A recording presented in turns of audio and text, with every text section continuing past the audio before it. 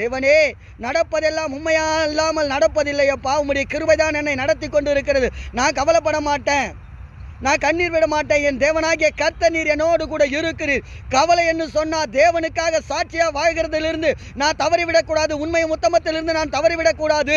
இதுதான் என் வாழ்க்கையில் நான் கொண்டிருந்த கவலையே தவிர வேறொன்று எனக்கு கவலை கிடையாது. நான் எதையும் கொண்டு வரல, எதையும் கொண்டு போவதில்லை. அதனால என்னை அழைத்தவருக்கு நான் உண்மை உள்ளவனாய் வாழ்வதை தவிர வேறொன்று கவலை இல்லை என்று கர்த்தருக்கு ஒரு அர்ப்பணிப்பு, தேவனுக்கு பிரியமான ஒரு வாழ்க்கை, தேவனோடு கூட இசைந்திருக்கிற ஒரு வாழ்க்கை நீங்கள் வாழ்வீர்கள் என்று சொன்னால், தேவ பிள்ளையே, இந்த பூமியிலே கர்த்தராகிய இயேசு ராஜா உங்களை ராஜாக்களின் மத்தியிலே அமர வைப்பார். உங்களோடு கூட இருக்கிறவர் யார் என்பதை அனைவரும் விசாரிக்கத்தக்க வண்ணமாக ஒரு அற்புதத்தை தேவனாகிய கர்த்தர் செய்வார். தேவ பிள்ளையே, இந்த பூமிக்குரிய வாழ்க்கையை கவலைப்படுவதனால ஒன்று பிரயோஜனம் கிடையாது.